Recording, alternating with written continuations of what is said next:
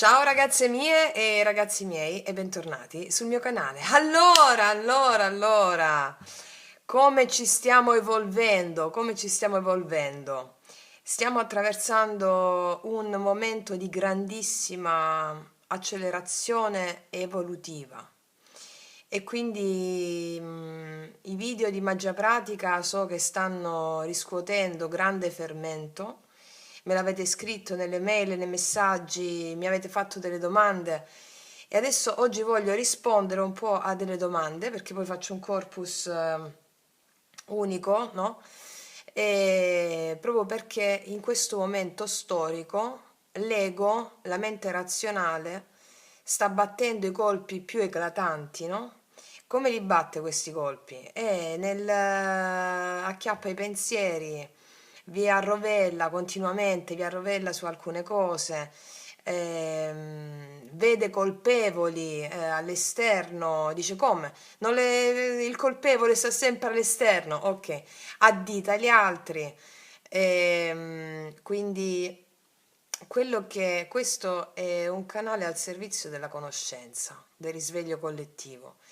Quindi io vi passo proprio delle informazioni, dei messaggi e delle leggi esoteriche che sono vecchie sin dalla notte dei tempi.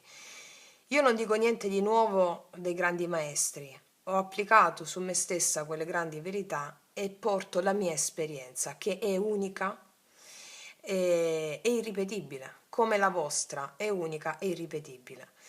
Quindi ci stiamo risvegliando, le conoscenze che vi faccio presenti sono conoscenze che erano destinate, come vi dico spesso, solo a pochi iniziati. E solo a pochi iniziati proprio perché ricercavano questo cammino della conoscenza, no? E quindi ci si risvegliava in altri tempi più antichi a qualcosa di diverso. Capivi che il sistema non era proprio così come, no? Te lo propinavano. Ci si risvegliava in pochi, adesso ci si risveglia in tanti. E quindi capisci che l'esterno è una proiezione, è un sogno. L'esterno ti fa vedere quali sono le tue grandi paure, attaccamenti e resistenze che ti separano da amore. La storia di amore e psiche è quella che possiamo annoverare tra le più straordinarie per capire a livello simbolico qual è l'evoluzione dell'uomo. L'anima ti proietta tutte le sue immagini, che sono gli eventi quotidiani che vivi, affinché tu possa renderti conto delle tue paure, attaccamenti e resistenze che ti separano da amore, che sta dall'altra parte del velo, proprio come la storia di amore e psiche. E quindi tutta la conoscenza che vi trasmetto è una conoscenza iniziatica. Iniziatica. La vostra anima ha ardente bisogno di questo perché è l'anima del mondo che ha ardente bisogno di questo. L'anima del mondo e la tua anima siete la stessa cosa. I concetti che vi trasmetto sono concetti che vanno a stuzzicare molto l'ego, la mente razionale, proprio perché hanno a che fare con un altro tipo di mente. E quindi stiamo nel momento storico in cui vige l'oscurità totale, come vi ho spiegato nel video Magia Pratica 4 e 5. Oscurità totale da cosa? Dalla fede. È una società che ha paura degli dei, ha paura delle forze divine, ha perso la poesia. E siccome l'anima ha una struttura poetica, come ci insegnava anche James Hillman, comunica tramite la poesia, tramite emozioni che la tua mente razionale bandisce.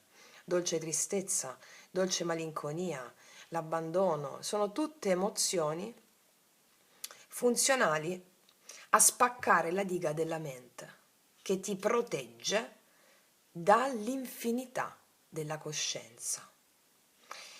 E oggi voglio appunto rispondere ad alcune mail, messaggi, me li sono scritti qua a fianco, se non mi dimenticavo.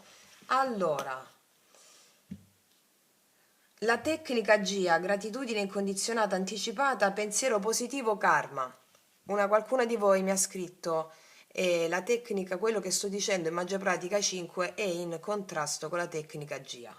Allora, la tecnica GIA, la gratitudine incondizionata anticipata, non va in contrasto con quello che vi ho detto nel Magia Pratica 5.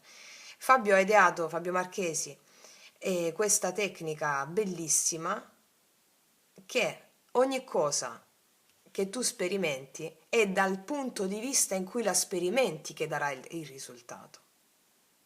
Se noi approcciamo al grazie, grazie, grazie, alla gratitudine incondizionata anticipata, con una mente razionale, cioè da vittima, quindi con la paura che possa accadere qualcosa che la tua mente giudica negativo e quindi che ti dia un'emozione come la tristezza, l'abbandono, la rabbia, la frustrazione che la tua mente razionale giudica negativo, ci stiamo approcciando da vittima. E quindi certamente avrai dei piccoli risultati, ma prima o poi il tuo karma, quello che devi evolvere, ti arriva, perché noi abbiamo un karma prestabilito che ci viene da altre incarnazioni e questa è una legge esoterica imprescindibile. Gli eventi che ti devono accadere in qualità di karma, ossia che non hai appreso in altre vite, ti accadono, con o senza tecnica. Va bene? A cosa serve quindi la tecnica GIA? Con la mente creativa, non utilizzando la mente razionale, cioè la mente creativa è quella che vede tutto buono, anche la dolce tristezza, la dolce malinconia scatenata da alcuni eventi che la tua mente razionale giudica negativi. La tecnica GIA utilizzata con l'inclusione, con la comprensione, cioè comprendo, porto con me, ti comprendo con me, è potentissima. Quello che vi dico sempre, vedete gli eventi, tutti gli eventi come buoni, come lo vede la divinità. Allora, se noi ci approcciamo alla tecnica GIA con l'approccio da vittima, oddio, speriamo che non mi capita niente di negativo, quindi faccio il grazie, grazie, grazie, grazie, grazie. Ma tu stai la vittima. Ti capiterà certamente quello di cui hai paura. Perché come vi ho detto anche in un post su Instagram, i grandi desideri dell'anima sono ciò di cui tu hai la più grande paura. Perché l'anima vuole sperimentare, espandersi e le paure sono i limiti della mente. La mente va spaccata, è una diga, come vi ho detto nel video Magia Pratica 1, è una diga, va spaccata la mente. Come si spacca questa diga? Sentendo le emozioni che spaccano la diga e poi dire grazie, grazie, grazie soprattutto alle emozioni che hanno il potere di spaccarti quella diga, che sono dolce tristezza, dolce malinconia, la dea dell'abbandono, la dea della solitudine.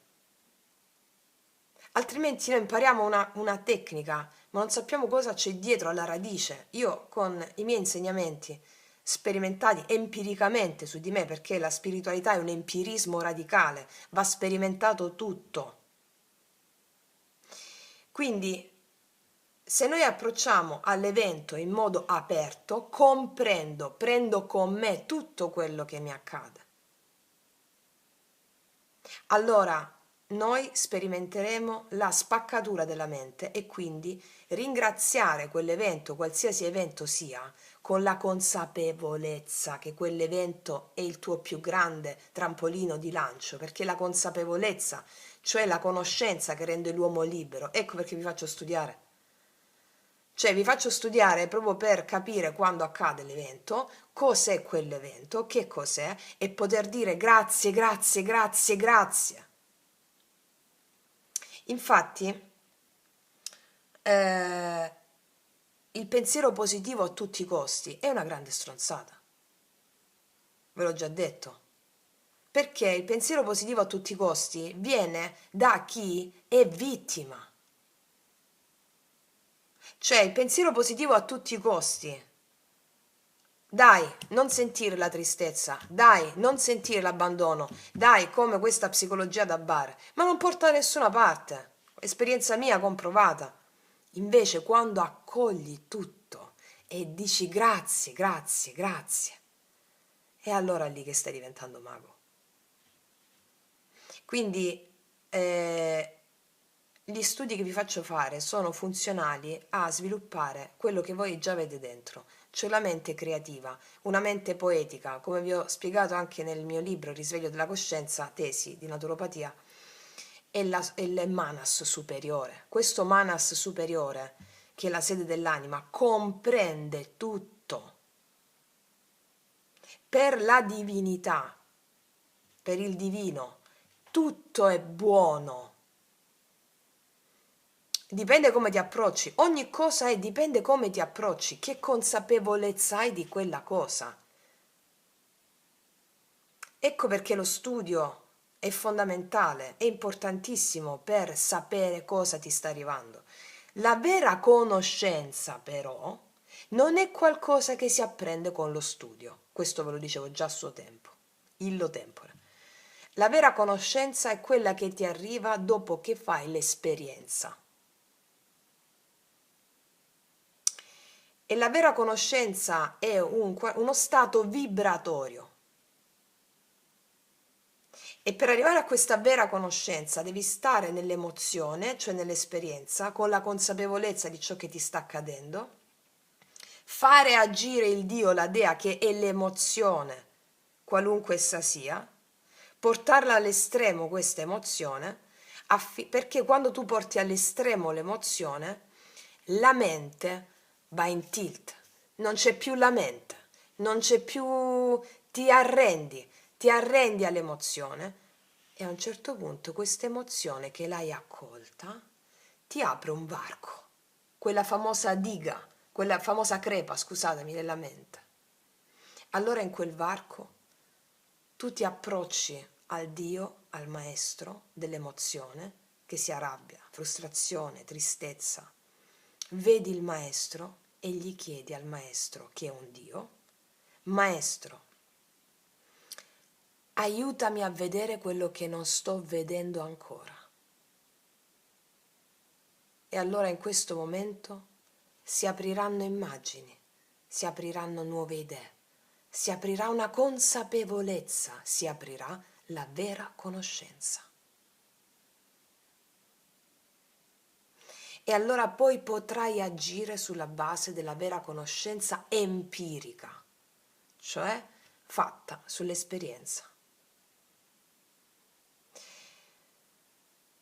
E Madre Terra sta affrontando un'accelerazione di coscienza straordinaria e tutti i suoi figli, che siamo noi, ci stiamo conformando a tale frequenza, a tale accelerazione.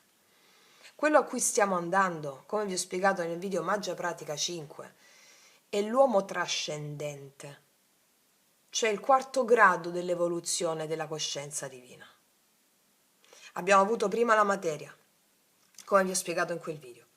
Poi dopo eoni è arrivata il secondo grado della manifestazione della coscienza divina, che sono piante e animali. Il terzo grado della manifestazione della coscienza divina è la mente, cioè l'uomo. La mente è servita a sperimentare il dolore fino all'estremo, cioè la separazione, perché la mente è una lama, divide, giusto o sbagliato, meglio o peggio, bianco o nero, come due cose distinte e separate. Tutto è distinto e separato nella mente. Quindi la mente è servita a sperimentare la separazione, laddove c'è separazione c'è dolore. Quindi è servita affinché l'uomo si rendesse consapevole. In che fase stiamo adesso? Stiamo in una fase di transizione dall'uomo mentale all'uomo trascendente. Non a caso si chiama Kali Yuga, il periodo più oscuro dell'umanità. Oscuro perché? Perché c'è la mente che divide, separazione. Nell'uomo trascendente non è che non ci sarà più la mente razionale, la ratio, ci sarà sempre, però sarà al servizio della trascendenza. Per esempio, Devo andare in quel posto, prendo la macchina per arrivare là, devo fare 1800 km, prendo la macchina, la mente razionale serve a guidare la macchina, a prendere la macchina, a questo servirà la mente razionale, non più a identificarti con la mente razionale quale tuo maestro, come lo è stato fino a questo momento per l'umanità, ma ti identificherai con l'unità. Questo è il senso. E quindi è proprio questo l'approccio. Poi c'erano altre domande. Allora, una nostra sorella scrive: se sono un bellissimo fiore, allora perché mi sforzo di essere quello che già sono? Vi ho spiegato nel video Magia Pratica 5 che, come diceva un grande maestro, la suprema condotta è assenza di sforzo. Tutto in natura si dà senza sforzo. Un fiore non fa fatica, non si sforza a essere un fiore, un tulipano non si sforza a essere un tulipano, e non si sforza ad essere la sua natura, però si impegna. Vi ho spiegato anche nel video sulla prosperità, se non sbaglio quello è il messaggio al collettivo zitti tutti, adesso sono guai, e sul portale dell'888, che il senso qual è? Lo sforzo significa andare contro natura, sforzarsi significa fare qualcosa che è contro la tua natura. Differenza di ottave completa l'impegno. Io nel mio lavoro non mi sforzo di fare quello che faccio, no? Quello che faccio, il servizio al collettivo, non mi sforzo per niente, anche se lavoro più di 13 ore al giorno, ma c'è impegno, mi viene naturale. Un albero all'interno di una foresta non si sforza di essere, per esempio un pino all'interno della foresta, non si sforza di essere un pino, ma lo è naturalmente e si impegna nel farsi strada nel bosco, nella foresta, per andare verso la luce. Si impegna, perché si impegna? A vincere contro le resistenze per ergersi verso la luce, le sue stesse resistenze.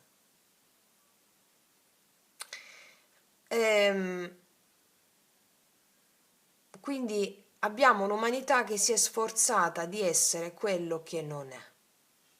Abbiamo tutto un sistema economico, capitalista, abbiamo tutto un sistema di marketing che ti invita a crearti un personaggio che non sei per produrre di più. Questa economia del consumo, produco, ma a quale fine? Non ha il fine la bellezza questa produzione, non ha il fine di servire madre terra, ma di usurparla, sfruttare tutte le sue risorse, prendere il suo sangue, l'oro nero, il petrolio per produrre, e così i suoi figli. Quindi siamo pregni di queste forme pensiero di sforzarci per essere quello che non siamo.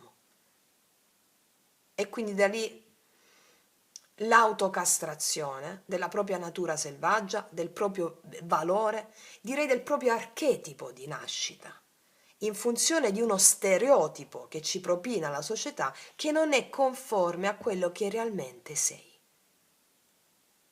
E quindi ti sforzi per essere quello che non sei. Per cosa? Per un condizionamento moralistico, per un condizionamento,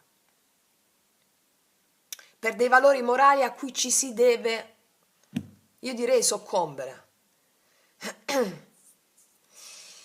E quindi il lavoro di consapevolezza serve a guardare tutto questo. E le emozioni,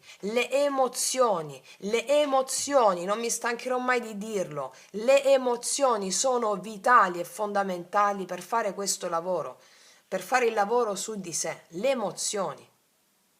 La vittima dice: no, non voglio sentire queste emozioni, allora faccio il grazie, così non mi arriva la dolce tristezza. O non mi arriva l'evento che mi scatena quello. Ma è un metodo mozzato, lo capite, no? La tecnica G è meravigliosa, gratitudine incondizionata anticipata, perché sono grata anticipatamente di tutto quello che mi accadrà. E se sono grata di tutto quello che mi accadrà, allora quello che mi accadrà potrà essere anche qualcosa che la tua mente razionale può giudicare negativo. Ma cosa accade se sono grata? Cambia il risultato. Da un evento negativo che la tua mente razionale giudicava negativo, essendo grata lo stesso, il risultato non sarà più da vittima. Sarà qualcos'altro di meraviglioso che tu non ti potevi aspettare proprio, ma che avevi fede però. Mi spiego? Tutto dipende dagli occhi di chi guarda. Come diceva il Piccolo Principe nel libro Il Piccolo Principe, la bellezza è negli occhi di chi guarda. Tutto è negli occhi di chi guarda, perché è l'osservatore che crea la realtà e cambia il risultato della stessa realtà, a partire dalla consapevolezza che ha interna. Mi spiego? Quindi, un'altra di voi mi scrive, un'altra sorella scrive: grazie agli eventi sto bruciando tutto il karma possibile. Ci sono dunque? Sì, stai andando bene. Tutto il karma possibile. Anche questa frase, no? Tutto il karma possibile. Tutta la vita è karma. Cioè, karma, allora il karma è ignoranza. Ignoranza che ve l'ho spiegato nel video, ma il karma non è una cosa sola. Il karma ha a che fare con le resistenze che abbiamo all'amore. Il karma ha a che fare con quegli eventi che la tua anima proietta affinché tu possa prendere coscienza e conoscenza delle tue paure, dei tuoi attaccamenti che ti separano da amore, ti separano dall'unità, ti separano dall'uomo trascendente, dal tuo sé superiore, dallo sposo celeste o sposa celeste. E quindi più karma nefasto, che sono venti del karma che si protraggono da vite, vite, vite, vite, vite, affinché tu possa produrre eventi felici, straordinariamente felici, tu devi accogliere quello a cui tu hai detto no per vite intere, che sono le emozioni che la tua mente razionale giudica negative, mi spiego? E allora sì che inizi a cambiare il mondo. Ma molte di voi lo state sperimentando, lo so. Io lo dico soprattutto per le ragazze che no, mi hanno chiesto anche. E quindi la risposta a questa domanda è sì, accogliendo gli eventi con gioia e non quando finisce. Non vedo l'ora che finisce, non vedo l'ora che se... No, no, perché così abbiamo fatto per vite intere. Perché avendo preso la mente razionale il sopravvento e quindi essendoci identificati con la mente razionale come nostra guida, quindi con la divisione, come se fosse la nostra guida, e quindi di conseguenza questo è il momento in cui ci dobbiamo disidentificare ehm, da questo involucro. Un'altra ragazza mi scrive: ma se in questa vita divento un mago, nella prossima vita ricorderò tutto quello che ho imparato in questa? Sì, certo. Sì, certo. E quando diventerai mago non ti farai nemmeno più questa domanda, perché non è necessario. Noi ricordiamo a livello vibrazionale tutte le esperienze. Quindi possiamo ricordare, non ricordiamo nel dettaglio i fatti, perché il nostro corpo fisico, eterico e astrale muore. Non ricordiamo il fatto in sé, ma ricordiamo l'esperienza, cioè non ricordi tu il fatto pratico, ma hai in te l'esperienza di quello che hai fatto, va bene? Come consapevolezza. Magari non ti ricorderai che quel giorno ho preso il caffè a quell'ora, non ti ricordi questo, perché è un altro tempo, è un altro tempo, va bene? Cioè, come ve lo spiego? Non ti ricordi il fatto in sé, seppur Steiner dice che ti potrai anche ricordare quello. Ehm, ma ricordi la consapevolezza acquisita da quel fatto. Ok? Il fatto non lo ricordi, la consapevolezza sì. Ok. Ehm, quello che verso cui stiamo andando è la supermente. La supermente non ha niente a che vedere con la mente razionale e i suoi concetti. La supermente è uno stato vibrazionale. Vi faccio un disegno per farvi capire. Allora, vedete così? Ok. Allora, l'evoluzione si svolge in questo modo. La caduta, ok? Non scrive sta penna, fammi vedere. Aspetta, non sta scrivendo la penna, vado a prendere un'altra.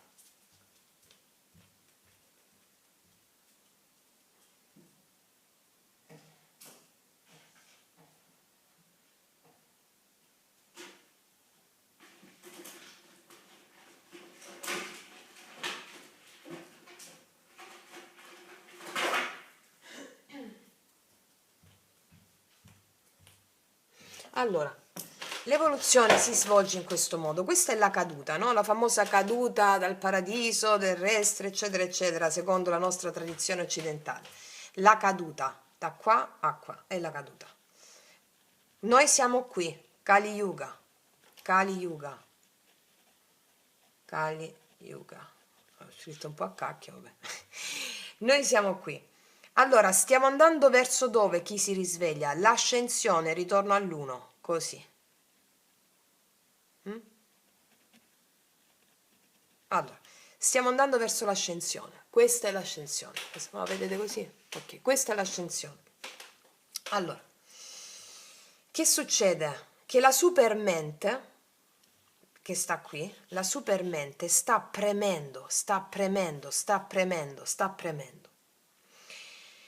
E vuole sempre più essere manifesta sulla terra questa supermente, va bene?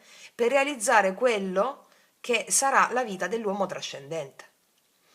E in questo processo, dove stiamo adesso, vengono alla luce tutte le più grandi scemenze dell'umanità, cioè tutte le più grandi menzogne.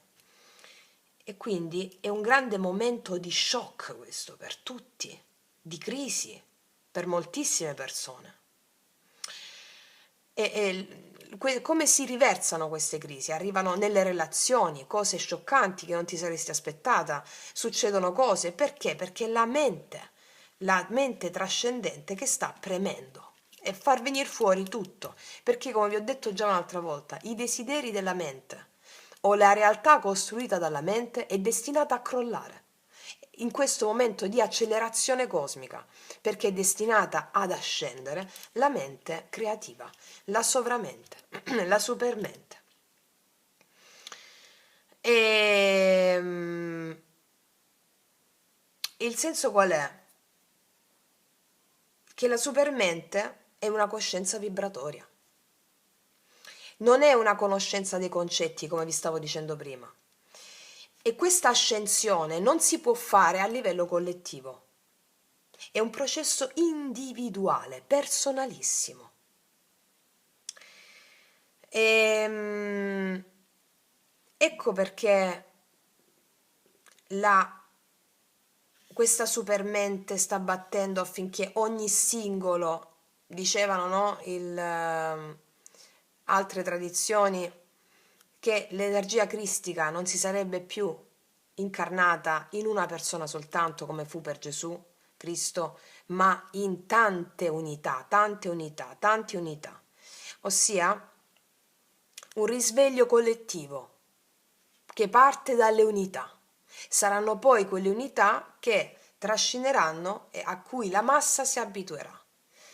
Ma il senso qual è? In questo momento c'è chi ha bisogno ancora di stare qua, delegando all'esterno la responsabilità o della propria felicità o infelicità, cosa che è assurdità. È assurdità. E infatti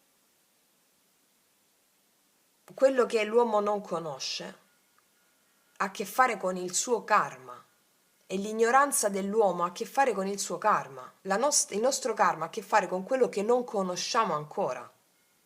Ignoranza e karma significa, il karma è fondamentalmente la non conoscenza dell'amore, la non conoscenza dell'unità. E quindi noi dobbiamo fare esperienza della divisione che ci dà il karma, della separazione, di quello che vediamo, per fare esperienza di paura e attaccamenti affinché possiamo andare incontro a sciogliere queste paure e attaccamenti, cioè a sciogliere il karma che ci separa dall'unità, da amore. E questo come lo facciamo? Io lo vedo tanto, no? Mi scrivete tanto anche rispetto alle consulenze che mi chiedete, anche le domande che mi fate. Questo no? Anche vedo questa sofferenza legata all'incapacità ancora di sentire l'amore dentro voi stesse e di voi stessi.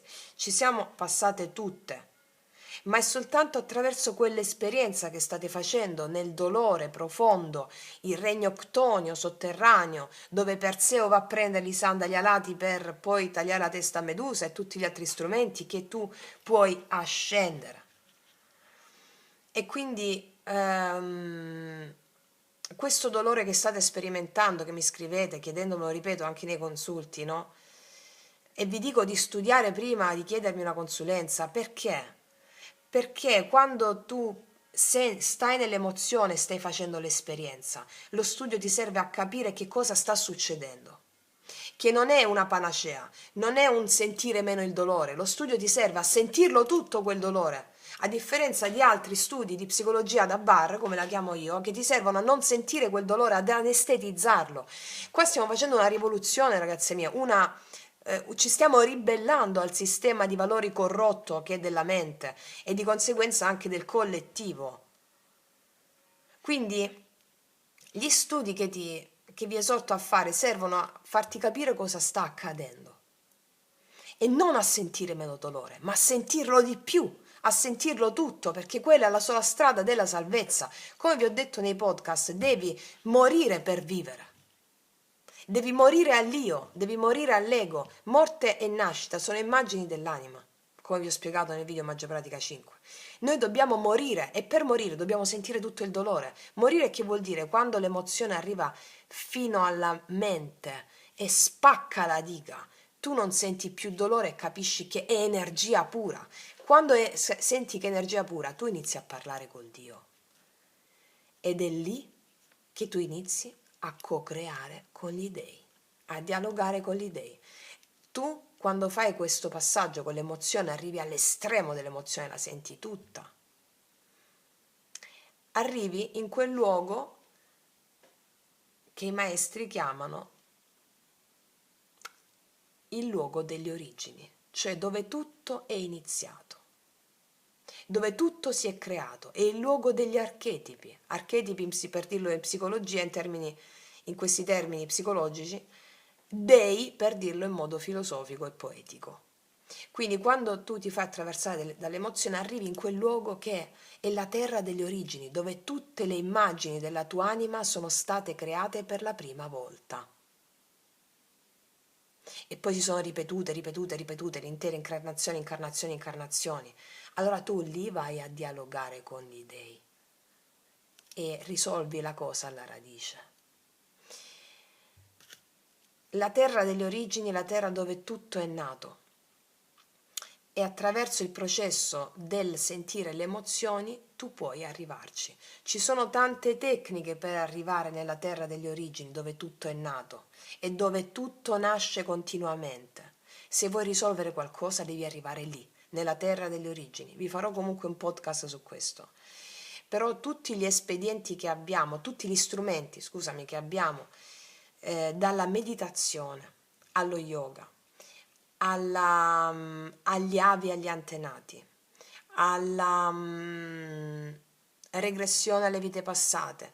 Questi sono strumenti che ti servono per andare nella terra delle origini, dove tutto è nato, così che tu possa dispersonificarti dalla mente ed entrare nella mente creativa, laddove tutto è nato, nella terra delle origini. perché anche gli avi, gli antenati, le vite passate sono solo immagini, sono solo immagini, sono sogni che ti servono per sciogliere paure e attaccamenti. Non puoi sciogliere paure e attaccamenti se tu vivi nella mappa mentale che li ha creati. Devi andare in un'altra mente, laddove esiste un altro territorio chiamato terra delle origini, terra degli dei, terra degli archetipi, dove tutto è nato. Allora, a questo serve la conoscenza, per farti stare là quando sul campo c'è la tua possibilità di lancio. Quindi anche tutte le persone, come gli eventi, le circostanze, sono enti, entità, spiriti, dei. Non esiste una persona che ti fa del male. Non esiste nessuno che fa del male. Sono immagini della tua anima con le quali tu ti devi confrontare perché karmicamente hai necessità di confrontarti con quell'immagine. La chiave è sempre l'emozione. Cosa ti suscita quell'immagine? Senti il Dio, chiamalo. Il processo, ragazzi miei ragazzi, è semplicissimo. È per questo che è difficile, perché è la mente che ha i suoi costrutti e la semplicità per la mente non è contemplabile. E quindi, come vi ho detto anche nel video Magia Pratica 4, è il coraggio la chiave di volta dell'uomo trascendente, ossia dell'uomo che si trova in mezzo tra l'uomo mentale e l'uomo trascendente, dove stiamo noi, il coraggio, per andare verso la verità vera. La verità vera è questa.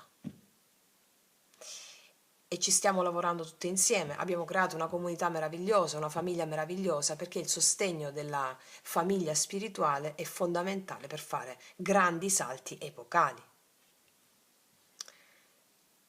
E quindi, tu stai riprendendo? Sì. E cos'altro io volevo dire? Sì, questo fondamentalmente, questo. E volevo dirvi anche che in questa settimana non facciamo la lettura settimanale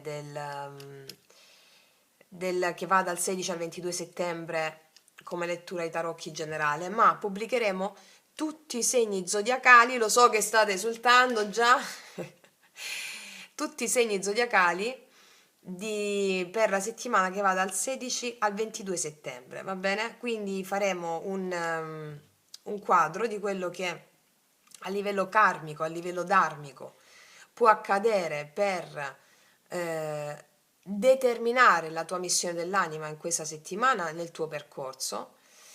E quindi faremo 6 segni zodiacali un giorno, 6 segni zodiacali l'altro, ok? I tarocchi leggono il karma e il dharma. Sono infallibili sul karma e il dharma. I tarocchi leggono tutto quello che il genere umano attraversa, che è comune a tutti. Come diceva il Buddha, noi abbiamo 1500 attaccamenti, 500 legati al corpo fisico, 500 legati al corpo astrale, le emozioni, e 500 legati al corpo mentale, che di vita in vita, di morte in morte, noi ci adoperiamo per superarli. Quindi i tarocchi sono proprio uno strumento straordinario per vedere quali sono le dinamiche fenomeniche, cioè l'immagine che la tua anima può proiettarti in una determinata settimana piuttosto che mese, affinché tu faccia cosa? Affinché tu possa sciogliere paure, attaccamenti e resistenze che ti separano da amore, cioè dalla mente creativa, dall'uno tutto, che sono comuni a tutti, ed è per questo che vi ritrovate tutte, la maggior parte, perché sono dinamiche, sono stesse emozioni con dinamiche più o meno simili. È il genere umano che ha le dinamiche tutte simili. E quindi Guardare i tarocchi da una prospettiva di mente creativa, di sovramente, è un'esperienza straordinaria. Guardare i tarocchi da una prospettiva di mente razionale è un'esperienza devastante, di vittima. E noi qua ci stiamo educando a prenderci, a riassumerci la responsabilità delle nostre proiezioni. Senso di colpa e responsabilità sono due cose di ottave differenti, sono due cose simili con ottave differenti. La mente si sente in colpa, ha il senso di colpa. La responsabilità è l'ottava superiore. Quindi succede un'immagine, un evento, un qualcosa. Io mi assumo la piena responsabilità di questa immagine che ho proiettato, di questo evento che ho proiettato. Mi appello al maestro che mi è arrivato sotto forma di emozione e chiedo a lui di farmi vedere cosa ancora non vedo. Mi riassumo la responsabilità delle mie proiezioni. E questa pratica è una pratica antica di 3000 anni, più di 3000 anni. Lo dicevano negli approcci buddisti, orientali, lo diceva Jung, lo diceva Hillman. Mi riassumo la responsabilità di quello che accade. Non mi assumo la colpa. Quella è la mente razionale. L'approccio creativo di mente supermente, mi assumo la responsabilità. E quindi guardare i tarocchi da questa prospettiva responsabile è veramente uno strumento straordinario di evoluzione velocissima, velocissima. E quindi ecco perché vi esorto a studiare e praticate, prima anche di chiedermi una consulenza, proprio per questo motivo, perché i tarocchi leggono proprio quello che la tua anima vuole farti sperimentare in quel momento. Che cos'è quell'emozione che vuole farti sperimentare? Tutte le emozioni, prerogativa e scindibile di questo momento storico che la nostra anima vuole farci sperimentare, sono quelle che la tua mente razionale giudicherà negative. Rabbia, frustrazione, abbandono, tristezza, perché grazie a queste tu spacchi la diga della mente. Spacchi la diga della mente. Molti di voi lo sapete già, avete risultati straordinari con questo approccio, lo so. Lo dico soprattutto perché siccome io parlo a un collettivo molto vasto, quindi ecco perché esorto a studiare, affinché voi possiate prendervi la responsabilità delle immagini che proiettate. Tali immagini sono da quello che vi accade quotidianamente, che vi suscita un'emozione, a quello che potete sentire alla radio, a quello che potete vedere sulla strada, a quello che potete vedere in televisione. Che immagine vi suscita? Che emozione vi suscita? Ok? Quindi, detto questo, ragazze mie, ragazzi, volevo fare proprio un concentrato di quello che mi avete scritto e voglio metterci adesso un suggerimento, ma prima devo andarmi a mangiare un attimo un biscottino, ragazzi mie, aspettate. Allora, ragazze mie, volevo fare una stesa adesso e volevo anche dirvi, il karma va risolto, il destino va compiuto. Il karma è prestabilito, ha a che fare con le emozioni che devi sperimentare affinché tu possa sciogliere paure e attaccamenti che ti separano da amore. Il destino va compiuto nel senso, che cosa vuol dire questa cosa? Non c'è un destino prestabilito.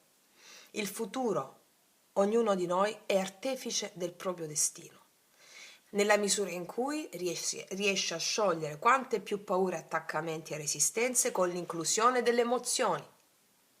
E allora sì che può iniziare a co-creare con gli dèi. Può iniziare a co-creare nella terra delle origini, laddove tutto è nato. Ma prima devi fermare i venti del karma, con la consapevolezza, accogliere le emozioni, interagire con gli dèi e co-creare insieme il tuo destino, perché non lo co-crei da sola. Ed è la psicologia da bar che ci ha fatto credere, non ci ha fatto credere, perché è sempre con l'approccio con cui fai le cose, no? Con che tipo di mente approcci. a quello che ti viene detto, con la mente che divide razionale o con la mente creativa. Allora, se approcciamo con la mente razionale, questa psicologia da bar ci fa credere che noi abbiamo il potere su tutto. Noi inteso come mente razionale. La mente razionale non ha potere su niente. Sei tu che gli dai potere.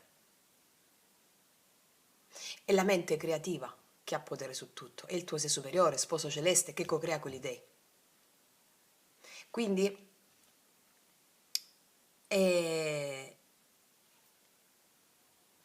più accogliamo, più iniziamo a co-creare con gli dei. Siamo artefici del nostro destino. Il futuro non è scritto. Niente. Niente. L'illuminazione può arrivare in un secondo, in un giorno, in un anno, in un mese, 10 anni, 20 anni, 30 anni, 40 anni. Sei un essere unico e irripetibile. La tua storia è unica e irripetibile, non è uguale a quella di qualcun altro. E quindi è la fede impeccabile nel divino che ti arriva in tutte le forme, che genera il tuo potere più grande. Ok? Ok. Vediamo. Facciamo una stesa unica. In questo momento siamo un organismo unico. In questo organismo unico facciamo una stesa unica rispetto al messaggio. Qual è il messaggio del nostro organismo unico? Allora, facciamoci una stesa a croce, l'organismo unico, per tutto quello che abbiamo detto fino a questo momento.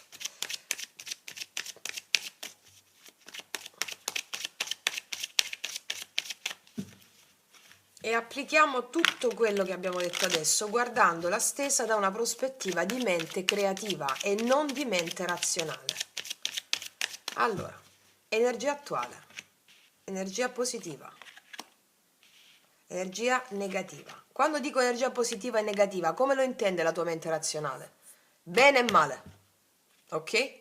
Invece energia positiva è il Dharma, quello a cui la tua anima tende. Energia negativa è il karma che ti fa tendere verso l'energia positiva. Grazie al karma tu puoi andare lì. Mi spiego? Ok. Passato, futuro, passato, futuro e conclusione di energia futura. Ok. Vediamo, energia attuale. Siamo una persona sola. L'asso di bastoni, come energia attuale abbiamo un fermento interiore che ci sta ardendo da dentro in questo momento. L'asso di bastoni mi parla di energia kundalinica che non va intesa sotto il profilo della genitalità. Ripeto, sulla kundalini e sui chakra vi devo fare ancora un podcast che l'avevo aperto nel progetto, ma è un podcast importante, appena lo faccio. L'energia kundalinica, quando si ferma al primo, secondo chakra, è quello che vediamo come sessualità e quindi la mente razionale può giudicarla male a seconda sempre di come la prendi. L'energia kundalinica è l'energia che ti permette di essere l'uomo trascendente. E qua abbiamo l'asso di bastoni che mi parla di questa energia kundalinica, questo fermento interno del piacere. L'anima, stando sulla terra, incarnata in un corpo, è godereccia che si è incarnata in un corpo, gode l'anima e crea, l'anima crea in forme di qualsiasi tipo di creazione. Tutto quello che vedi intorno a te è creazione della tua anima in questo momento, stai creando con un grande entusiasmo, mi dicono. Il nostro organismo unico sta creando con un grande entusiasmo in questo momento. Vediamo l'energia positiva, il Dharma. Cavaliere di coppe, non vediamo l'ora di darci alle nostre emozioni. E questo cosa ci dice? Che tu, co-creando col divino, la scintilla divina e l'asso di bastoni, potremmo dire, è in arrivo il fatto. Allora, Cavaliere di coppe qua sopra mi parla sia di qualcuno che arriva a darti amore, ma quel qualcuno che arriva a darti amore, chi è? Può essere una persona che è la maschera del divino, che ti ricompensa della tua accensione di entusiasmo, sei anche tu che ti dai consapevolmente alle tue emozioni, a tutto ciò che arriva. E ti permette anche di farti vedere la persona che arriva come una maschera del divino, così da poter avere relazioni integre, appaganti, non come una persona distinta e separata da te. Ok, il blocco. Il blocco o il karma negativo. Non a caso la luna, il regno octonio sotterraneo, il regno di Perseo, la paura di scendere nelle profondità. Quindi abbiamo la luna al blocco o il karma, la luna, paura, gelosia e oscurità che la tua mente razionale giudica negativo. Allora qual è la sfida per te? È quella di avere il coraggio che abbiamo detto nell'intro, nel video, nella prima parte del video, scendere nelle profondità tonie, sotterranee, dove scende Perseo a prendere gli strumenti per tagliare la testa a Medusa e realizzare questo. Vediamo passato. 10 di coppe, cavalieri di bastoni. Qua sta parlando proprio della nostra famiglia, di Tarot Antique, 10 di coppe. Qua abbiamo il sostegno della nostra famiglia unita, della nostra comunità, della nostra famiglia spirituale. Cavaliere di bastoni è proprio l'azione, la volontà tua di cambiare qualcosa che non andava, il risveglio della Kundalini, qualcosa che non va, io devo cambiare, un impulso dentro di me che voglio cambiare. Hai incontrato la nostra famiglia di Tarot Antique dove ti sei sentita o sentito accolto, compreso nelle profondità. E allora ti arriva l'asso di bastoni, cioè la voglia di avere un'opportunità nuova di vita, proprio perché tu vuoi, la tua anima vuole scendere nelle profondità della luna e darsi alle proprie emozioni.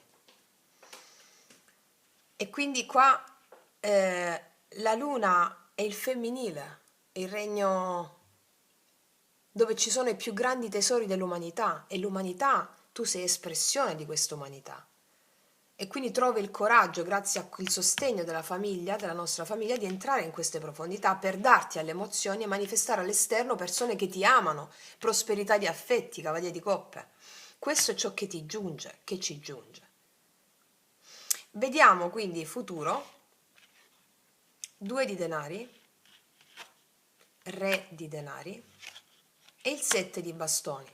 Allora, facendo questo lavoro, cosa ci stanno dicendo le carte? Che noi potremo avere a che fare con delle persone, per esempio a livello relazionale, che possono essere, che ci vogliono dare tanto. Ci vogliono dare tanto. Re di denari, 2 di denari. Una persona che vuole, possiamo avere a che fare con una persona che vuole mettere in equilibrio le cose, amore e lavoro. Una persona di spessore, re di denari, che ci vuole dare tanto. Ma cosa facciamo?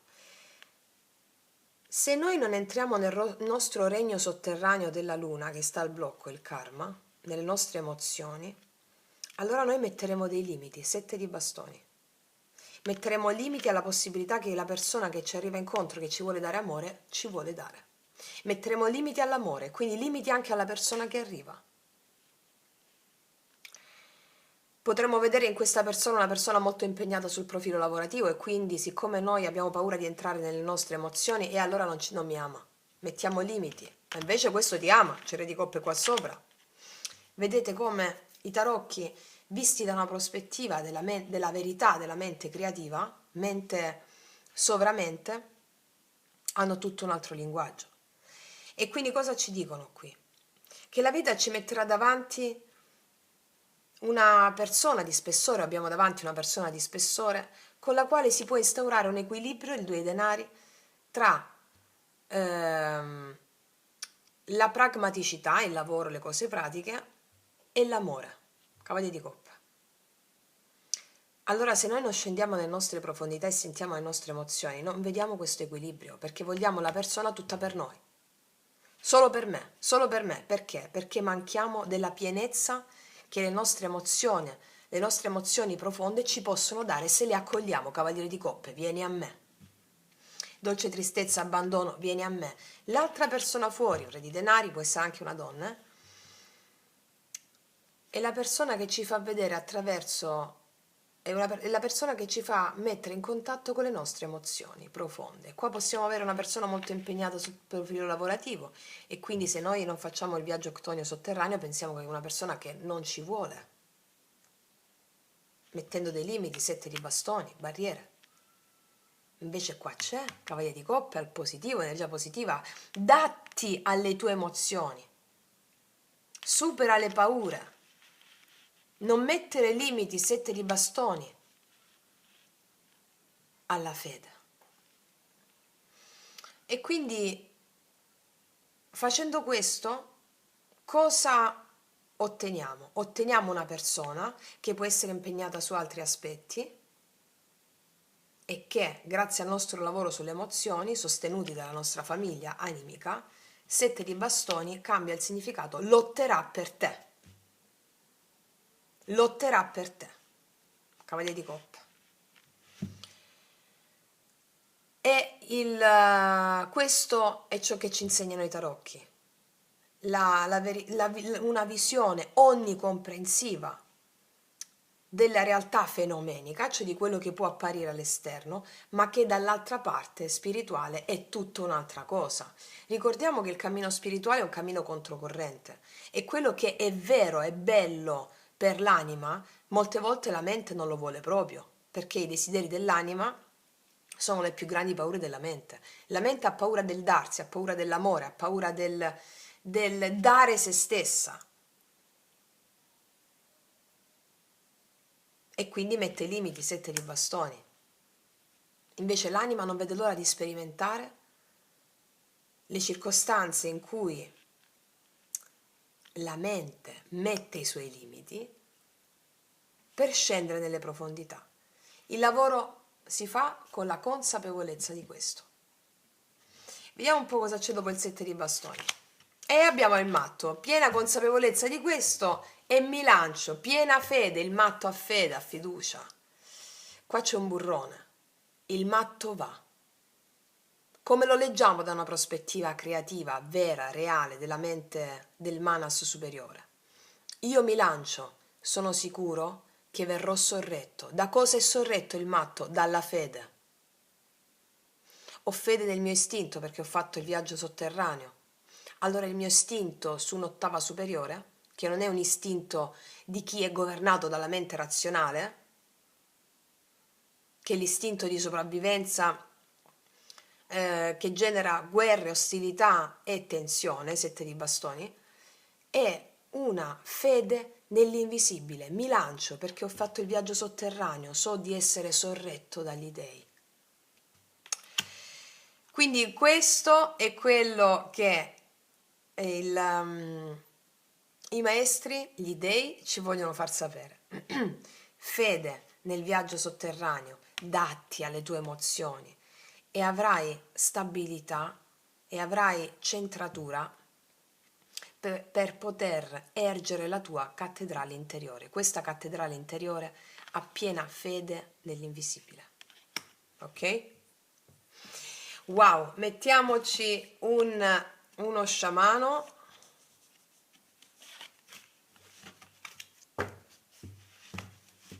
Vediamo un po'.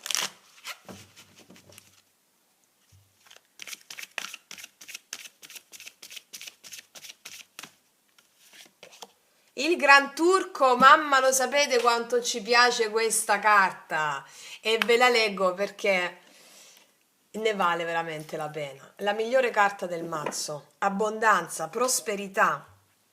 Anche qui, no?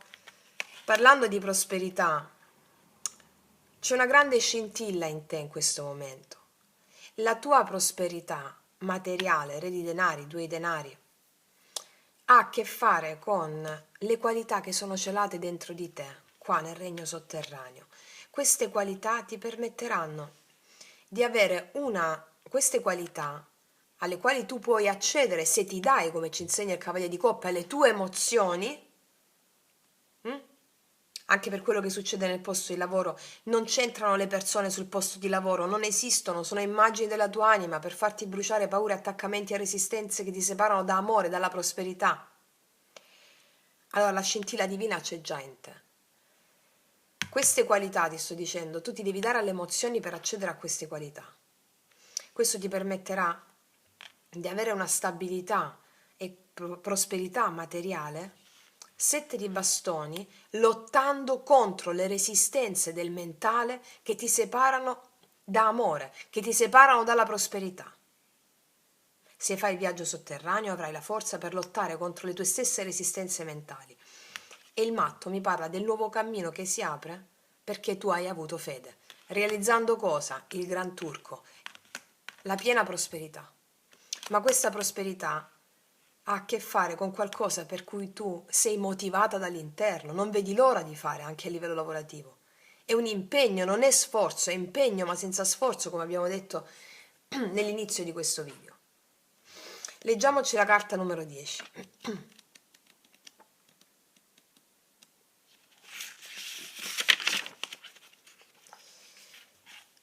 Avete piantato un magnifico campo di sogni, avete lavorato con impegno, persino in momenti in cui stavate perdendo la fede, eccola, avete continuato. Ora lo spirito del Gran Turco viene a rendere onore al vostro sforzo mostrandovi una messe abbondante. È tempo di raccogliere la ricompensa del duro lavoro e della fiducia, che si tratti di gratificazioni finanziarie o di una prosperità che si misura più nella qualità che nella quantità. Siete davvero fortunati quando compare questo simbolo. Non dimenticate di condividere la vostra buona sorte. E quindi, ragazze mie e ragazzi, siamo una famiglia straordinaria in cui arde il fuoco cristico, l'asso di bastoni, che ci permette di avere un'abbondanza in termini, sotto tutti i punti di vista, come vi ho detto in quegli altri video del messaggio collettivo e sull'888. Prosperità significa abbondanza di idee, abbondanza di salute, abbondanza di affetti, abbondanza materiale. Sono 4 pilastri. Tutto questo grazie alla fede che riponete nell'invisibile, il sostegno della nostra famiglia animica e proprio ci accompagna tutte insieme. E quindi io vi auguro, vi esorto a realizzare della vostra vita un capolavoro. Detto questo, ragazzi miei ragazzi, io vi abbraccio profondamente e concludo qui. Noi ci vediamo alla prossima e come sempre, che Dio vi benedica. Mua!